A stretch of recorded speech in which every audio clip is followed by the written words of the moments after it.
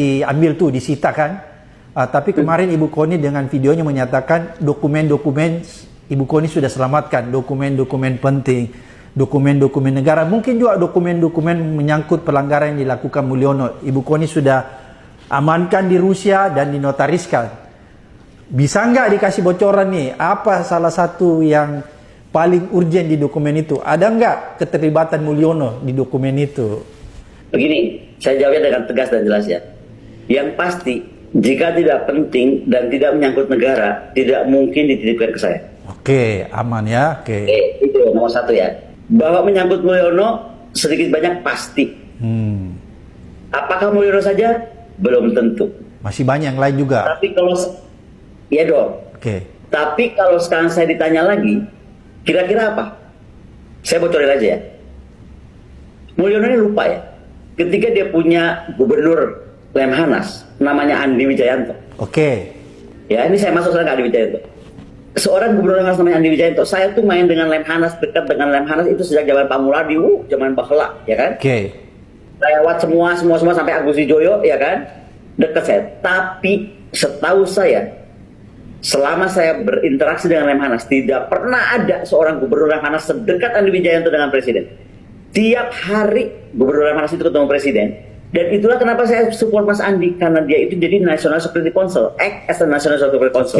Kita kan nggak National Security Council. Nih, dengarkan saya baik-baik tentang Andi Wijayanto. Tiba-tiba kasus Andi Wijayanto muncul dengan apalah berita nggak penting, waria itu nggak jelas, saya hidupan pribadi itu nggak tahu saya, dan saya udah hafal. Kalau orang udah dimunculkan kehidupan pribadinya, pasti orang ini takutin. Gue udah I've been there, I was there.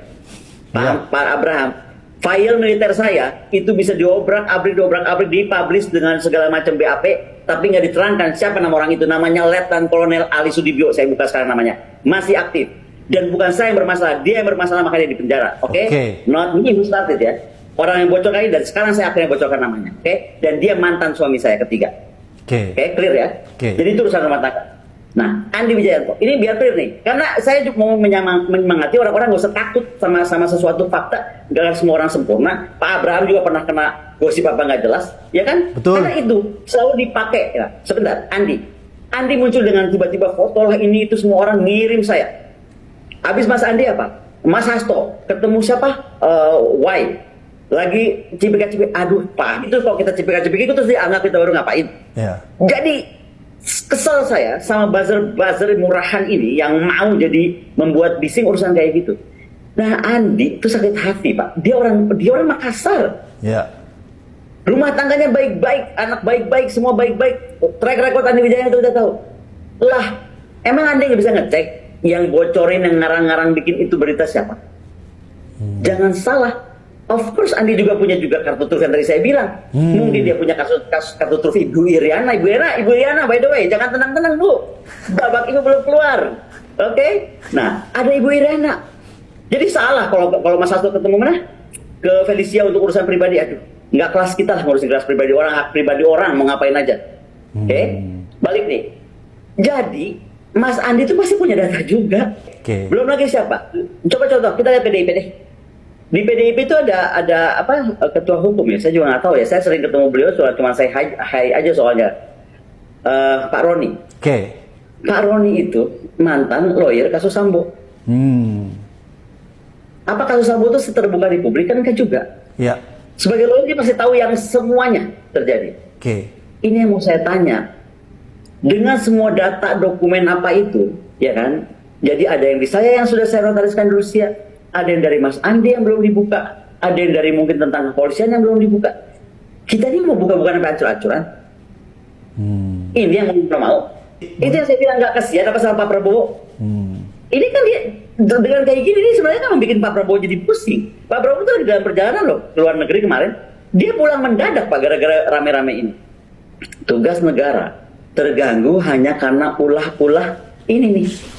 Adik-beradik, bapak beranak ini. Ini maksudnya kenapa sih nggak diselesain aja? Aduh, sampai capek saya. Makanya cuma bilang satu aja Pak Abraham, kalau kita pengen negara kita sekarang terus tadi bisa mengatasi reaksi internasional, dampak perang lah, dampak Timur Tengah lah, reaksi regional tentang tadi saya sampai tadi udah ceritakan tentang Seattle, saya udah cerita tentang Greater Eurasian Partnership, karena ketika kita bicara BRICS kita bicara Greater Eurasian Partnership, artinya kita bicara tentang pipa bawah laut, kita bicara tentang rel kereta yang betul menyambungkan dunia dari sini sampai ke Eropa, and so on and so forth gitu loh. Ini kan semua perlu pemimpin yang bisa konsentrasi kerja. Nggak bisa Indonesia main jebur aja ke BRICS seperti harapan saya, tanpa nggak ada persiapan. Banyak PR. Saya salut sekali lagi sama Pak Menlu bahwa betul sekarang kita akan melangkah masuk ke BRICS seperti harapan saya, seperti harapan Pak Abraham. Tapi kita harus memperkuat fundamental ekonomi yang basic sekali. Lalu keterlibatan kita diplomatik saat di BRICS dan juga di Greater Eurasian Partnership mesti jelas. Bagaimana kita komitmen ASEAN mungkin mesti kita readjust terhadap kondisi Indo-Pasifik yang akan berubah gara-gara Trump yang akan merubah juga kebijakannya di Asia Pasifik. Dan yang paling penting PR terbesarnya itu, yang outward looking defense itu akan berdampak kepada inward looking defense. Bagaimana kekuatan konsensus domestik itu harus dibangun antara pemimpin partai politik, antara masyarakat sipil, antara komunitas bisnis, antara semua yang terlibat yang akan ada di BRICS.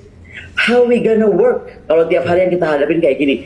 Dan saya catat aja, saya baru bicara dengan Mas Hasto panjang lebar kemarin. Saya juga bicara dengan beberapa petinggi lah, saya sebutkan aparat dari institusi Polri atau TNI kan. Ini never ending. Dan di titik ini saya pribadi menilai Mas Hasto sudah all in. Apapun yang dikatakan dia akan balas dan ini akan hancur-hancuran. Nah, kita mau tunggu hancur-hancuran.